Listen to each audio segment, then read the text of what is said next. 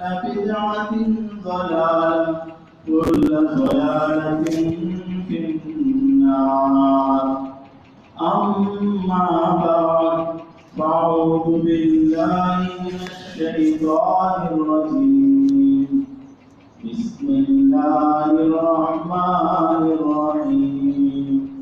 وقال ربكم ادعوني أستجب لكم إن الذين يستكبرون عن عبادتي سيدخلون جهنم داخرين.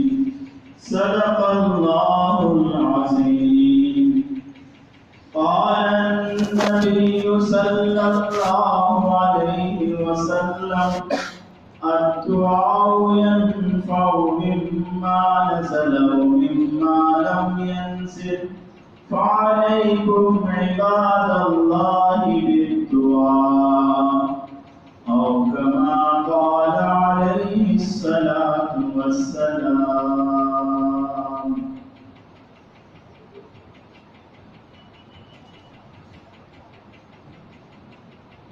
محترم بزرگ و دوستو،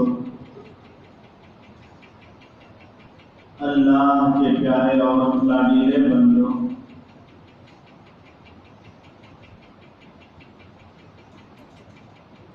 مومن کی یہ شان ہوتی ہے وہ اپنے ہر حالت میں اللہ سے اپنا تعلق مضبوط رکھتا ہے.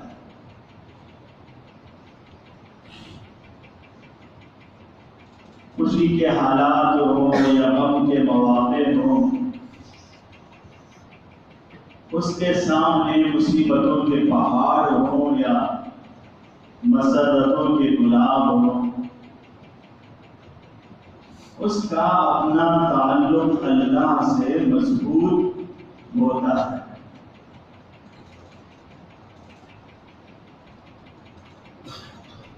ہر حال میں ہمارا اپنا تعلق ہمارے اپنے اللہ سے مضبوط ہونا چاہیے. بالخصوص یہ جو حالات ہم پر مسلط کیے گئے ہیں، سارا ملک جل رہا ہے، مسلمان انتہائی خدشات میں ہیں. یہ خوبی یہ ہے کہ سیکولر برادران وطن بھی شانہ بشانہ، لیکن اصل نشانہ تو ہم مسلمان ہیں. آپ سبھی احباب بہتر جانتے ہیں یہ جو سیاہ قانون لایا گیا ہے، اس میں دستور کی دھجیاں بکھیر دی گئی. انسانیت ختم کر دی گئی ہے. مذہب کے نام پر اللہ کے نام لینے والوں کے خلاف سازش رچی گئی. مسئلہ یہ نہیں ہے کہ باہر کے مسلمانوں کو باہر کا راستہ دکھایا جائے، سازش یہ ہے کہ جو اندر کے مسلمان ہیں ان کو بھی باہر کیا جائے. سب اس حقیقت سے اچھی طرح واقف ہیں. یہ الگ بات ہے کہ اس سرزمین کی مٹی میں ہمارا خون اتنا رچ بس گیا ہے، سالوں گزرنے کے بعد آج بھی اسے اٹھا کر تاریخ اور انصاف کی نگاہ سے سونا جائے تو اس میں ہمارے آبا و اجداد کی شہادتوں کی خوشبو آتی ہے. اس ملک پر ہمارے نشانات لال قلعہ ہو یا تاج محل، قطب مینار ہو، ملک کے چپے چپے پہ ہمارے اپنے نشانات ہیں. آزادی کے لیے ہم نے جو قربانیاں دی ہیں، انگریز بھی اس کا اعتراف آج بھی کر رہے ہیں۔ ہمارے پاس یہ عقیدہ ہے، جامع شہادت ملے گی تو جنت پہنچے گی۔ ناکامی کا تصور ہمارے یہاں نہیں ہے۔ ایک صحابی جب ظالم نے ان کو نیزہ مارا اور انہوں نے آخری جملہ یہ کہا، فزت رب الکعبہ، رب کعبہ کی قسم میں کہا، حیران ہو گیا کہ کیا بات ہے، اس کی آسائشیں، اس کی لذتیں، اس کے گھر، اس کی بیوی، اس کے بچے، اس کے اقارب، اس کا سب کچھ لٹ گیا، یہ کہتا ہے کامیاب۔ ہمارے پاس ناکامی کا کوئی تصور نہیں، اس لیے ہمارے بڑوں نے بڑی قربانیاں دی ہیں، یہ سب حقیقت۔ یہ جو سازشیں ہیں، اللہ کی ذات سے ہم امید رکھیں، اور اس کے لیے یہ دنیا اسباب بھی یہاں برتنا پڑتا۔ جنگ احد میں میرے اور آپ کے آقا حضرت محمد مصطفیٰ صلی اللہ علیہ وسلم 2 سرہ پہنے ہوئے، 2 جنگی لباس۔ یہ دنیا اسباب سے گھری ہوئی ہے، اسباب ہمیں اختیار کرنا ہے، کریں گے، اور اس کے ساتھ ساتھ ہمارا جو اصل رابطہ ہے اللہ سے، ان حالات میں اور زیادہ مضبوط ہونا۔ صحابہ کی ایک شان یہ بیان کی گئی ہے، راتوں میں مسلح کے شہسوار، دن میں میدان جنگ کے وہ شہسوار ہوتے، مخالف طاقتوں سے دن میں مقابلہ کرتے تھے، اور رات میں درباری لائن میں کھڑے ہو کر وہ مناجات کرتے۔ اسباب کو بھی انہوں نے اختیار کر رکھا تھا، اور ان کا اپنا تعلق اللہ کے ساتھ اتنا مضبوط تھا، جتنا مضبوط اللہ کے ساتھ تعلق ہونے کی شریعت میں ترغیب دی گئی۔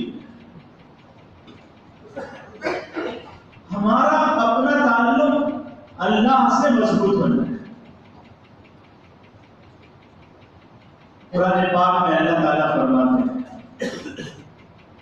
وَقَالَ رَبُّكُمُ ادْعُونِي أَسْتَجِبْ لَكُمْ۔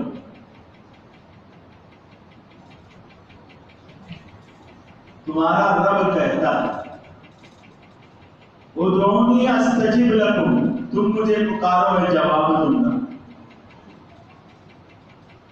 اللہ نے قرآن میں کہا اللہ سب سے سچے۔ بات یہ ہے کہ ہم نے اللہ کو صحیح معنوں میں پکارا نہیں ہے، اس لیے اللہ اقبال نے کہا حضرت بلال کی صدا میں اور ہمارے مؤذن کی صدا میں بڑا فرق ہے۔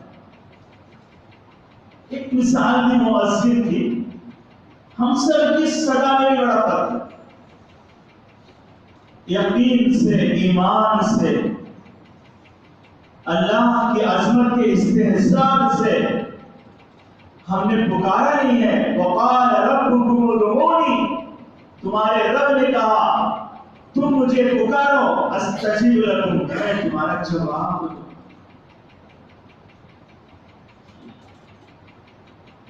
حدیث پاک میں رسول اللہ صلی اللہ علیہ وسلم فرماتے ہیں، الدعاء ينفع مما نزل ومما لم ينزل۔ عبداللہ ابن عمر رضی اللہ تعالیٰ عنہ، دعا ان مسائل میں جو نازل ہو گئی ہیں اور ان مسائل میں جو نازل ہونے والی ہے، سب میں دعا نفع دیتی ہے۔ موجودہ مشکلات میں اور آنے والی مشکلات میں، سب میں دعا نفع دیتی ہے۔ اس کے بعد آپ صلی اللہ علیہ وسلم نے فرمایا فعلیکم عباد اللہ بالدعاء، اللہ کے بندو دعا کو لازم کرو، اللہ سے مانگنے کو لازم کرو۔ کیا مانگنا ہے اللہ سے؟ میں اور آپ کیا مانگتے ہیں؟ جنت مانگتے ہیں، بڑی چیز۔ اللہ تبارک و تعالیٰ سے چھوٹی چھوٹی چیز بھی مانگنا ہے۔ حدیث پاک میں آقا صلی اللہ علیہ وسلم نے فرمایا لیسأل احدکم ربہ حاجتہ کلہا، اپنے پروردگار سے اپنی ساری حاجتوں کو مانگو، حتی الملح، یہاں تک کہ آقا صلی اللہ علیہ وسلم نے فرمایا نمک کو بھی مانگو۔ گھر میں نمک نہیں ہے، ہمارے پاس نمک خریدنے کے لیے درہم دنانی روپیہ سب ہے، خریدنے سے پہلے اللہ سے مانگنا ہے، اے اللہ میں تجھ سے نمک کا سوال کروں۔ ہمارا ایمان جیب میں نہیں، ہمارا ایمان غیب پہ ہے، اس ذات خدا پہ ہے جو ہماری نظروں سے باہر ہے۔ پہلے ہم اس سے مانگیں گے، اس کے بعد جا کے ہم خریدیں گے۔ اور آپ صلی اللہ علیہ وسلم نے فرمایا شُسْعَ نِعَالِهِ اِذَا انْقَطَعَ، جوتا ٹوٹ جائے پہلے اللہ سے مانگنا ہے، پھر جوتا درست کروانا ہے، یہ نیا جوتا خریدنا ہے۔ یہ چھوٹی چھوٹی ضرورت ہے۔ عام طور پر ان ضرورتوں کو اللہ کے سامنے ہمارے رکھنے کا مزاج نہیں ہے، اللہ معاف کرے، یہ اللہ سے ہمارا تعلق نہیں۔ اور ہم نے اسباب ان سب کچھ سمجھ رکھا ہے، یہ ہے تو میں سب کچھ حاصل کر لوں گا، اگر میرے پاس سونا چاندی ہے تو میں شیر کی کتور بھی خرید لوں گا۔ یہ سب ہے ہمارا، اسباب ہے، لیکن اصل اس میں تاثیر اللہ تبارک و تعالیٰ کی طرف سے ہوتی ہے۔ پہلے اللہ سے مانگنا ہے اور اس کے بعد اسباب آتے ہیں، اور اسباب میں تاثیر اللہ تبارک و تعالیٰ کی طرف سے ہوتی ہے۔ موسیٰ علیہ السلام کی زندگی کی دو مثالیں علماء نے دی، بڑی سے بڑی چیز کو بھی انہوں نے اللہ سے مانگا اور چھوٹی سی چھوٹی چیز کو بھی اللہ سے انہوں نے مانگا۔ قرآن میں ہے بڑی چیز کیا انہوں نے اللہ سے مانگا، اللہ تعالیٰ سے وہ گفتگو کرتے تھے تو انہوں نے اللہ سے کہا رب ارنی انظر الیک، مولا ایک پردے ہٹا دے اور تیرا جلوہ دکھا دے۔ اسے گفتگو ہوتی تھی، اللہ بہتر جانے۔ موسیٰ علیہ السلام طور پہ جاتے تھے، بادل ان کو گھیر لیتے تھے اور آواز آتی تھی، اس میں نہ لفظ ہوتے تھے، نہ سمت ہوتی تھی، نہ جہت ہوتی تھی، نور ہی نور ہوتا تھا۔ انہوں نے کہا مولا یہ ہٹا دے تو آپ اپنا جلوہ دکھا دیں۔ یہ بڑا سوال ہے، لمبا واقعہ ہے۔ اللہ نے بتایا کہ میں اپنا جلوہ پہاڑ پہ ڈالتا ہوں، وہ اگر میرے جلوے کو سنبھالے تو تم دیکھو۔ یہ دنیا کی آنکھیں اللہ کا دیدار نہیں کر سکتی، جنت میں سب سے بڑی جو نعمت ملے گی وہ اللہ کا دیدار۔ روایتوں میں بندے دیکھیں گے، دیکھتے رہیں گے، سالوں صدیاں گزر جائیں، نور بہے گا دریا کی طرح اور دیکھنے والا خوبصورت ہو جائے۔ اور چھوٹی چیز موسیٰ علیہ السلام نے یہ مانگی، جب مدین گئے بھوکے تھے، ربی انی لما انزلتنی الی من خیر فقیر، اے اللہ جو بھی تو مجھے دے دے کھانے کے لیے میں اس کا محتاج۔ اللہ سے مانگ، ہر چھوٹی بڑی چیز ہمیں اپنے اللہ سے مانگنا۔ ان حالات کے بگاڑ درست کرنے کے لیے ہمیں اللہ سے اپنا رابطہ، اپنا تعلق مضبوط کرنا ہے۔ یہ باتیں بارہا بتائی جاتی ہیں کہ ہماری پکار میں جو ہم اللہ کو پکارتے ہیں اس میں طاقت ہمارے گناہوں سے بچنے سے پیدا ہوتی ہے، ہماری نافرمانیوں کی جو روش ہے اس سے دور ہونے سے آتی ہے۔ سود، رشوت، حرام، ذرائع آمدنی، آنکھوں کا گناہ، نیٹ کے گندے گناہ، گندی موسیقی، ان سارے چیزوں سے بچنے میں ہماری آواز میں طاقت پیدا ہوتی ہے۔ حضرت عمر فاروق رضی اللہ تعالیٰ عنہ کے زمانے میں سن 18 ہجری کا واقعہ ہے، قحط آیا، ایسا سخت قحط آیا کہ اس کی مثال دی جانے لگی، جانوروں کے دھن سوکھ گئے اور لوگ فخر و فاخر میں آ گئے، اناج مفقود ہو گیا، خلقت بھوک سے نڈھال ہونے لگی، جان کے لالے پڑ گئے۔ مدینہ منورہ میں یہ قحط آیا۔ حضرت عمر فاروق رضی اللہ تعالیٰ عنہ نے مصر کے گورنر عمرو بن العاص رضی اللہ تعالیٰ عنہ کو خط لکھا۔ مصر میں بڑی خوشحالی تھی، باران رحمت ہوتی تھی، غلہ اگتا تھا۔ انہوں نے وہاں سے امیر المؤمنین کو جواب لکھا، امیر المؤمنین آپ کے حکم کی تعمیل کی جائے گی، نبی کے شہر میں قحط ہے، اتنا غلہ بھیجا جائے گا، یہ اونٹ مدینے میں ہوگا تو اس قافلے کا آخری اونٹ مصر میں ہوگا۔ اتنا لمبا قافلہ اناج کا آپ کے پاس بھیجا جائے، غلہ آنا شروع ہوا اور تقسیم ہونا شروع ہوا۔ یہ کنارے یہ باغ میں حضرت بلال ابن الحارث یہ صحابی ہیں، یہ رہتے ہیں رضی اللہ عنہ۔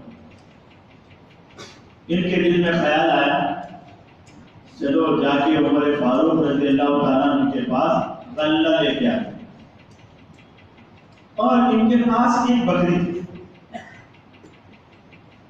اس کے لیے چارہ نہ ہونے کی وجہ سے، قحط اور خشک سالی کی وجہ سے اتنی وہ کمزور ہو گئی تھی کہ اس کے لیے چلنا پھرنا دشوار تھا، اور مدینے تک کا سفر ان کی بھوک کی وجہ سے ان کے لیے بھی دشوار ہے۔ اب انہوں نے ارادہ کیا کہ چلو یہ بکری ذبح کریں گے، تھوڑا بہت کھا لیں گے تو طاقت آئے گی مدینہ سے۔ اللہ کا نام لے کے انہوں نے ذبح کیا۔ تاریخ میں یہ بات لکھی ہے بکری جب کاٹی گئی تو یہ قطرہ بھی اس سے ٹوٹ نہیں۔ کیا قحط آیا ہوگا آپ اندازہ لگائیں کیسے حالات۔ اب یہ کھانے کے بعد آرام کر رہے ہیں کہ صبح مدینہ منورہ چلیں گے، رات میں آقا صلی اللہ علیہ وسلم کا دیدار۔ آپ صلی اللہ علیہ وسلم نے ان سے فرمایا ابشر بالحیات، کہا ختم ہونے والا ہے زندگی مبارک۔ ائتی عمر، تم جب عمر کے پاس جاؤ، فقرأوا منی السلام، ان کو میرا سلام دے دے، اور ان کو بتانا کہ ہم نے وعدہ کیا تھا، اور عمر سے کہنا کہ تم وعدے کے پکے ہو، وعدے کو پورا کرو۔ اور آقا صلی اللہ علیہ وسلم نے یہ فرمایا الکیس الکیس عمر، یہ کہہ دینا کہ عمر سمجھداری سے کام لے۔ اب یہ کیا باتیں تھیں، یہ ان باتوں کو لے کے حضرت عمر فاروق رضی اللہ تعالیٰ عنہ کے پاس پہنچے۔ اللہ تقسیم ہو رہا ہے، حضرت عمر فاروق رضی اللہ تعالیٰ عنہ بڑے بڑے صحابہ کے ساتھ مشوروں میں مصروف ہوئے ہیں۔ باہر کھڑے ہو کر انہوں نے آواز لگائی، میں رسول خدا کا قاصد ہوں، ان کا پیغام لے کے آیا۔ حضرت حضرت عمر فاروق رضی اللہ تعالیٰ بے چین ہو گئے، آقا کو رخصت ہوئے تو 20 سال سے زیادہ عرصہ ہو گیا، یہ کون آقا کا قاصد ہے پیغام لے کے آیا؟ پر عمر فاروق رضی اللہ تعالیٰ باہر نکل کے آئے اور کہا تم کیا کہتے ہو؟ انہوں نے بتایا کہ میں سچ کہتا ہوں، آقا کا پیغام تم نے۔ حضرت عمر فاروق رضی اللہ تعالیٰ نے ان کو اپنے خاص مقام پہ لے گئے اور انہوں نے سارا واقعہ سنایا۔ آقا نے سلام کہا، یہ رونے لگے کہ آقا نے مجھے سلام کہا، اور اس کے بعد وہ کیا عہد ہے، کیا پیمان ہے جو میں بھول گیا، وہ کیا سمجھداری ہے جو مجھ سے رخصت ہو گئی۔ حضرت عمر فاروق رضی اللہ تعالیٰ نے بیٹھ کے رونے لگے کہ آقا نے مجھے یاد دلایا، یہ میرا نصیب ہے، لیکن کیا میں بھول گیا، کیا بات تھی جو میرے عمل سے رہ گئی۔ حضرت عمر فاروق رضی اللہ تعالیٰ نے بیٹھ کے ساتھ ساتھ رونے لگے، بڑے بڑے صحابہ کو جمع کیا اور اس کے بعد فرمایا کیا میرے کسی عمل میں تم نے آقا صلی اللہ علیہ وسلم کی مخالفت دیکھی؟ کیا میرا کوئی کام شریعت کے خلاف ہے؟ کیا میں نے کوئی فیصلہ قرآن اور حدیث کے خلاف کیا ہے تو مجھے بتایا جائے، سب کو اجازت ہے۔ لوگوں نے، صحابہ نے کہا آپ ایسا پوچھتے کیوں ہیں؟ انہوں نے اپنا کام سنایا، صحابہ بھی تھرائے۔ اللہ تعالیٰ نے صحابہ پہ کھولا اور صحابہ نے کہا کہ عمر فاروق امیر المومنین ہے، آقا صلی اللہ علیہ وسلم کا یہ حکم آپ سے چھوٹا، یہ سنت آپ سے چھوٹی، یہ طریقہ آپ سے چھوٹا۔ خیر ساری جب آئی، پہلے جا کے نماز استسقا پڑھنا تھا، اس کے بعد تم اناج اور غلے کے لیے مدد مانگنا تھا۔ تم نے اناج اور غلے کے لیے مدد مانگی لیکن تم نے دعا نہیں کی۔ بھول ہو جائے، ہم یہ کہیں مولا ہم سے بڑی بھولیں ہو گئی ہیں، ہم نے مساجد کو اپنے سجدوں سے آباد نہیں کیا ہے، ہمارے مساجد کی پچھلی صفیں صرف جمعہ میں سجدوں کے لیے ترستی ہے۔ ہمارے مساجد، ایک مسجد کے جانے سے ہم سختی ہیں، لیکن ہماری مسجد میں ہمیں بلایا جاتا ہے، لیکن ہم وہاں سجدوں کے لیے جانے آمدہ نہیں ہے۔ تلوار کے سائے میں سجدے کرتے تھے وہ صحابہ، وہ ہمارے اسلاف تھے۔ آج ہمارا دکان ہمارے لیے بھاری ہو گیا، ہمارا کاروبار ہمارے لیے بھاری ہو گیا، ہماری ملازمت ہمارے لیے بھاری ہو گئی، ہمارا گھر ہمارے لیے بھاری ہو گیا، میرے دوست میرے لیے بھاری ہو گئے، میرے مشورے میرے لیے بھاری ہو گئے، لیکن اللہ کے گھر ہمارے پاس جانے کے لیے وقت باقی نہیں ہے۔ اور کتنے حالات کا ہم انتظام کریں گے؟ ہم مولا سے گئے، بڑی بھول ہم سے ہو گئی۔ بھولنا انسان کی فطرت میں شامل ہے، خطا انسان سے ہوتی ہے۔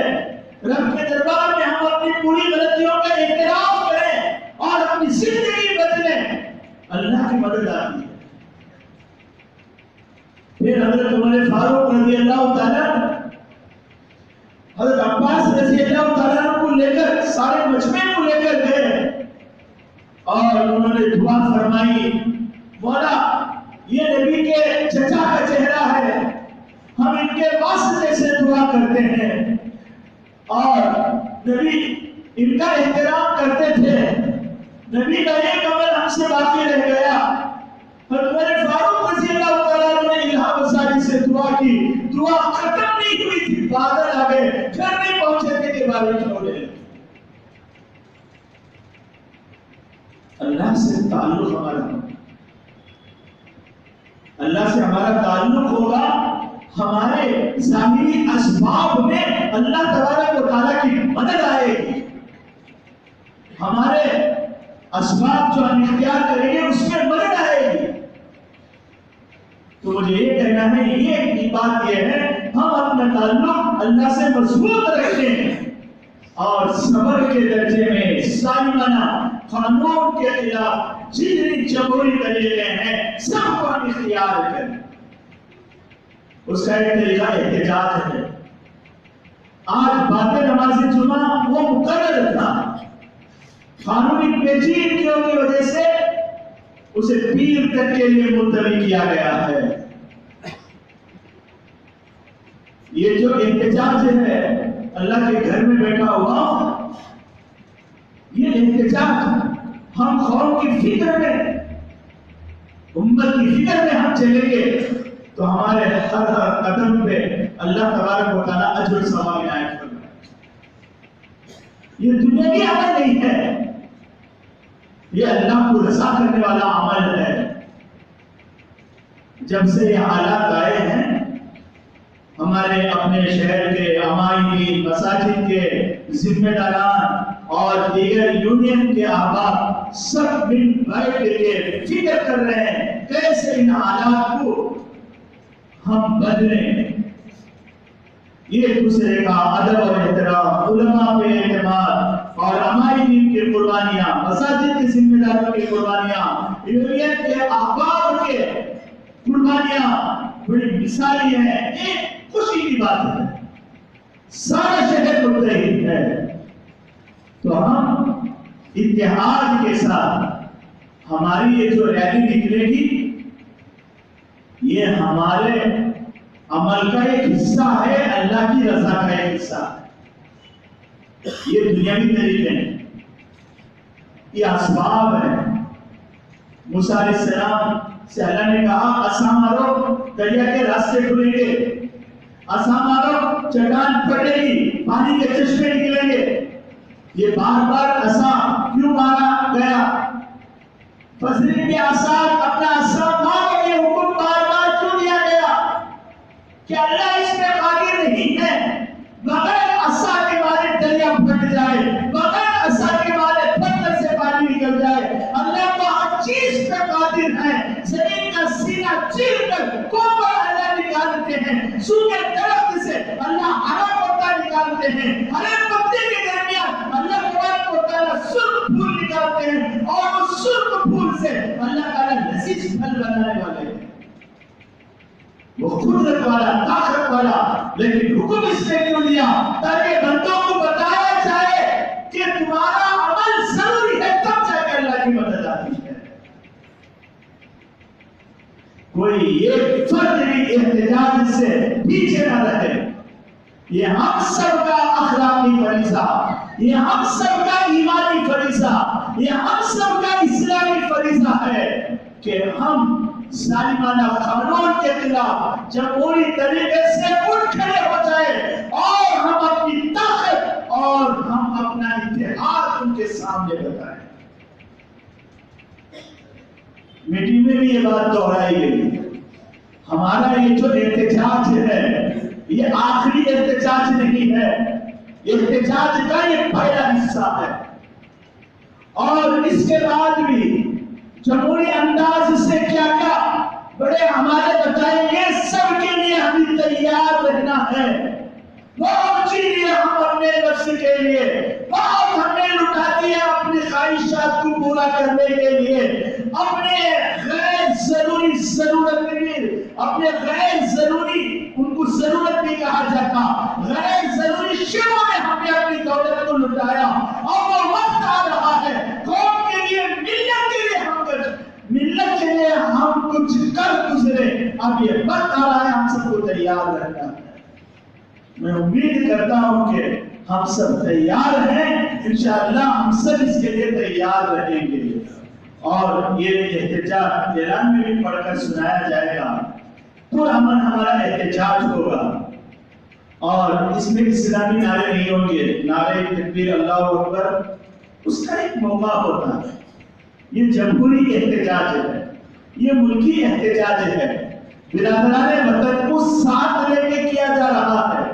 جیسا کہ میں نے گفتگو کے آغاز میں بتایا کہ خوشی کی یہ بات ہے کہ برادران وطن جو سیکولر ہیں، بہت بڑی ان کی تعداد ہے. یہ فرقہ پرستوں مٹھی بھر ہیں، اقتدار کے یہ لالچی ہیں، اپنے اقتدار کے مقصود کے لیے इन्होंने इंसानियत के जनाजे उठाने का इन्होंने अज़्म कर लिया है।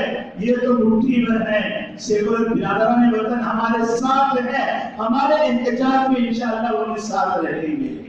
और ये एक मुनज़्ज़म एहतजाज है पूरे वक़ार के साथ, और अल्लाह तौफीक दे तो बावजूद सिद्क़ और तस्बीह के साथ रब से हमारा अपना ताल्लुक भी मज़बूत, और हम सालिमों को बताएंगे अपनी ताकत और कुव्वत भी पूरे अच्छे अंदाज के साथ। इसके लिए मुनज़्ज़म एक एहतजाज तरतीब दिया गया है।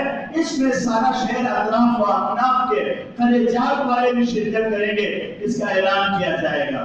तो मैं ये कह रहा था, एक तरफ हमारा ताल्लुक अल्लाह से मजबूत हो, और दूसरी तरफ असबाब के दर्जे में जितने तरीके इख्तियार करना है उन तरीकों का इख्तियार करना हमारे लिए लाजिम और जरूरी है। और ये भी हमारे ईमान का हिस्सा है, और इसमें भी अल्लाह तबारक व तआला की तरफ से हमें सवाब और अज्र दिया जाएगा।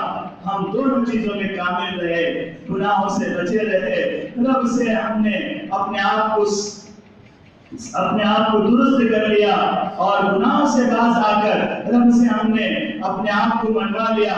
इंशाअल्लाह ये दुनिया की कोई ताकत हमें न मिटा सकती है, न खत्म कर सकती है, और न आम दिखा सकती है। अल्लाह से दुआ है अल्लाह ताला हम सबको इज्जत के साथ, रफ़अत के साथ, बुलंदी के साथ, फख्र के साथ और सीना तान कर हर जगह आफियत और सलामती के साथ बाकी रखे। वाह